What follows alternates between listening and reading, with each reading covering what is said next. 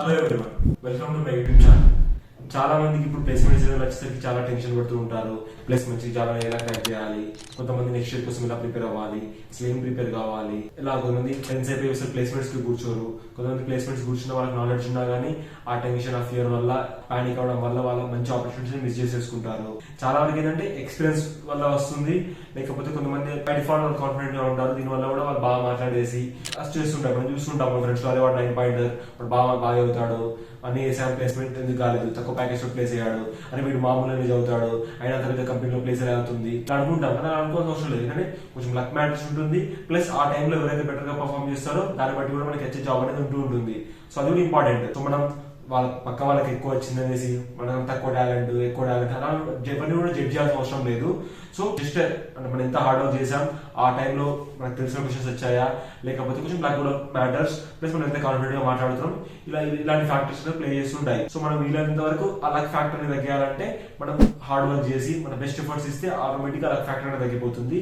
Plus కొన్ని mock interviews కానీ, లేకపోతే ఎగ్జిస్టింగ్ వేరే వాళ్ళ ఇంటర్వ్యూస్ వాళ్ళు చదవడం కానీ, లేదా యూట్యూబ్ లో కానీ ఇలా వాక్ ఇంటర్వ్యూస్ చూడడం ద్వారా ఇలాంటి చేయడం వల్ల కూడా కొంచెం కాన్ఫిడెన్స్ బిల్డ్ అవుతుంది ఇలా. సో ముందుగా వీడియో వెళ్ళే ముందు మెయిన్గా ఈ వీడియో ఎందుకోసం చేస్తున్నారంటే ప్లేస్మెంట్స్ అనేవి ఎలా ఉంటాయి, కొంచెం నాకు వీలైన టిప్స్ ఇవ్వాలనుకుంటున్నాను ఎలా ప్రిపేర్ అవ్వడం. ప్లస్ నా ఒక లిటిల్ బిట్ ఆఫ్ నా జర్నీ అనేది ఒక 2-3 minutes లో నా జర్నీ అసలు నేను ఎలిజిబుల్ కాదు వీడియో చేయడానికి. మీకు ఎలా డౌట్ ఉండొచ్చు, వీడియో వచ్చేసి వీడియో చేస్తుండు అనుకుంటారు. కానీ జస్ట్ అంటే నేను కూడా ఎలిజిబుల్ అని చెప్పడానికి జస్ట్ 2-3 minutes లో ఇంట్రో అనేది బ్యాక్గ్రౌండ్. సో నేను కూడా సెకండ్ ఇయర్ అందరిలాగానే ఇంటర్న్షిప్ అనేది ట్రై చేశానండి. ఆల్మోస్ట్ ఒక 6-7 కంపెనీస్ ట్రై చేశాను. వాళ్ళు అడిగిన జస్ట్ బేసిక్ క్వశ్చన్స్ అడిగారు, కానీ నేను చాలా స్ట్రగుల్ అయిపోయాను. అంటే ఏదో బ్రూట్ ఫోర్స్ సొల్యూషన్ ఇవ్వగలిగాను. నేను వచ్చేసి ప్లేస్మెంట్స్ అంటే ఇక్కడ సాఫ్ట్వేర్ జాబ్స్ గురించి మాట్లాడుతున్నాను, సాఫ్ట్వేర్ అండ్ ఐటీ జాబ్స్ గురించి. So maybe mechanical, civil other వాళ్ళకి అంత రిలవెంట్ కాకపోవచ్చు వాళ్ళు కోర్ జాబ్స్ ట్రై చేస్తే. But in case if you're trying for software, this video will be relevant for you. Second year లో 6-7 jobs try చేశానండి internships కోసం. ఏది కూడా రాలేదు. ఐదర్ కోడింగ్ లో పోతుండే, లేకపోతే ఇంటర్వ్యూలో పోతుండే. అన్ని చిన్న చిన్న క్వశ్చన్స్ అడుగుతుండే వాళ్ళు. అది నాకు ఎలా తెలిసింది, చిన్న చిన్న క్వశ్చన్స్ తర్వాత తెలిసింది. కానీ ఆ టైంలో నాకు చాలా పెద్దగా అనిపించింది.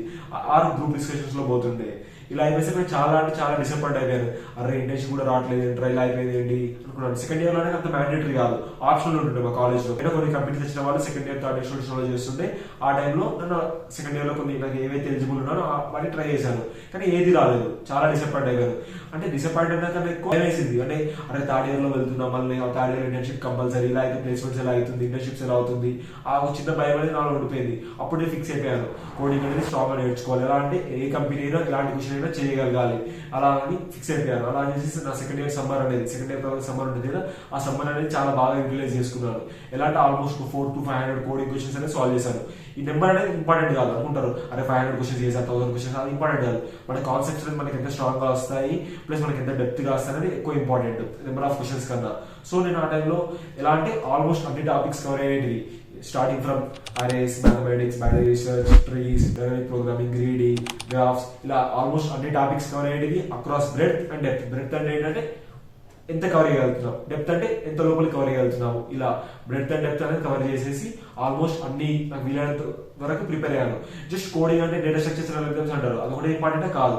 దాంతో మీకు అది ఇంపార్టెంట్. ఫస్ట్ ఆన్లైన్ గ్రౌండ్ లో అదే ఉంటుంది, ఫస్ట్ స్క్రీన్ గ్రౌండ్ అనేది అది క్లియర్ చేయాలి డిఎస్ఏలో.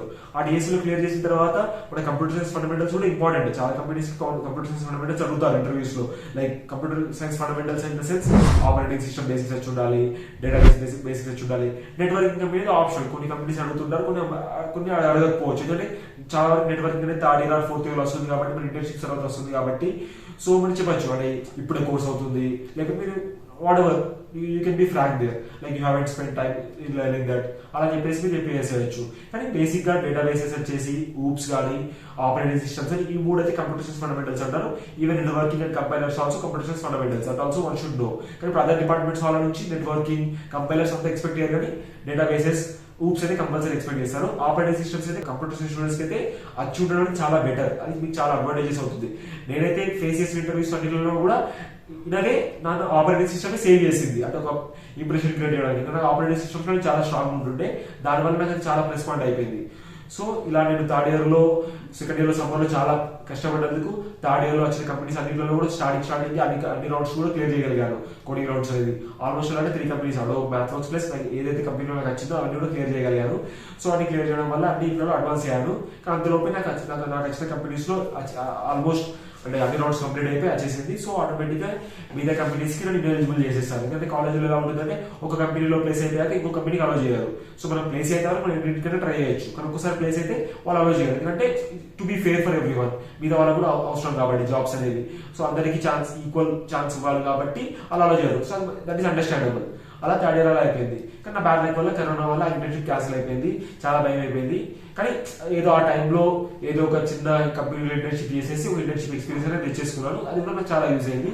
తర్వాత మరి అలానే నేను ఏదైతే సెకండ్ ఇయర్ సమ్మర్ లో కోడింగ్ ప్రాక్టీస్ అనేది చేశానో అదే నాకు ఫైనల్ ఇయర్ ప్లేస్మెంట్స్ కూడా యూజ్ అయింది. ఫస్ట్ కంపెనీ మా కాలేజీకి ఏదైతే వచ్చిందో దానిలోనే కూర్చున్నాను, దానిలోనే ప్లేస్ అయిపోయాను. ఆల్మోస్ట్ రఫ్లీ అంటే ఎగ్జాక్ట్ నెంబర్ చెప్పలేదు కానీ 20% ప్యాకేజ్ తోటి ప్లేస్ అయిపోయాను. Still I'm working in the same company. It's been good. It's been 3 years and it's been good. ఇలా అయిపోయింది. ఇలా నా జర్నీ అయింది. సో ఈ డిఎస్ఏ కంప్యూటర్ సైన్స్ ఫండమెంటల్స్ ఇవన్నీ కూడా నేను నేర్చుకోవాల్సి వచ్చింది కాలేజ్లో ఉన్నప్పుడు. సో మీరు కూడా ఏం చేయాలంటే మెయిన్ థింగ్ మేజర్గా ఏముంటుందంటే ఏ కంపెనీకైనా ఫస్ట్ ఆన్లైన్ రౌండ్ ఉంటుంది. ఆన్లైన్ రౌండ్ లో మాక్సిమం కోడింగ్ క్వశ్చన్స్ ప్లస్ కొన్ని సిఎస్ ఫండమెంటల్స్ క్వశ్చన్స్ అవుతారు. ఈ కోడింగ్ అనేది మీరు ఒక ఫస్ట్ ఇయర్ కానీ సెకండ్ ఇయర్ లో ఉన్నప్పుడు అయితే గిట్ట మీరు వీలైనంత వరకు ఆన్లైన్ జడ్జెస్ అంటే కోడ్ ఫోర్సెస్, హ్యాకర్ ర్యాంక్ వీటన్నిటిలో పార్టిసిపేట్ చేయడానికి ప్రయత్నించండి. వాటిలో పార్టిసిపేట్ చేయడం వల్ల మీకు ఏంటంటే ఇంట్రెస్ట్ అనేది కలుగుతుంది. ఆటోమేటిక్ గా పియర్ గ్రూప్ అనేది ఫామ్ అవుతుంది. మీ కాలేజ్ లో చాలా మంది చేస్తూ ఉంటారు. వాళ్ళతో ఫ్రెండ్షిప్ చేసుకొని కలిసి చేయడము లేదా డౌట్స్ కలిసి సాల్వ్ చేసుకోవడము అలా ప్లస్ ఒక ఇంట్రెస్ట్ అనేది మీకు డెవలప్ అవుతుంది కాంపిటేటివ్ ప్రోగ్రామింగ్ మీద. అది అనేది ఇంటర్వ్యూస్ యూజ్ అవుతుంది. సో అలా మీరు కోడింగ్ చేస్తూ ఉండండి. లేదా చిన్న చిన్న ప్రాజెక్ట్స్ కానీ హ్యాకథాన్స్ కానీ వాటిలో పార్టిసిపేట్ చేస్తూ ఉండండి. అలా చేస్తూ ఉండడం వల్ల మీకు స్కిల్స్ అనేది ప్రాజెక్ట్స్ అనేవి డెవలప్ అవుతూ ఉంటాయి. అలానే కోడింగ్ అనేది చాలా ఇంపార్టెంట్. కోడింగ్ వచ్చేసి నేనైతే మేజర్ గా యూజ్ చేసి ఇంటర్వ్యూస్ ప్రిపరేషన్స్ కోసం. సో దాని ఇంటర్వ్యూలో వాళ్ళు స్ట్రక్చర్ గా ఇచ్చారు. దాన్ని సింపుల్ గా ఫాలో అయిపోయారు. చాలా మంది నేను చదివే టైంలో ఐఐటీస్ ఆల్మోస్ట్ ఎన్ఐటీస్ ఎవ్రీవన్ కూడా use to follow interview bit only. That's like Bible. Everyone use to complete interview bit questions. And nowadays people are doing lead code. Either any one of them is fine. If you solve like any good number of questions from all the topics, question solve చేయడం అంటే అరే వాడు చెప్పింది చూసి అర్థం చేసుకుని చేయడం కాదు.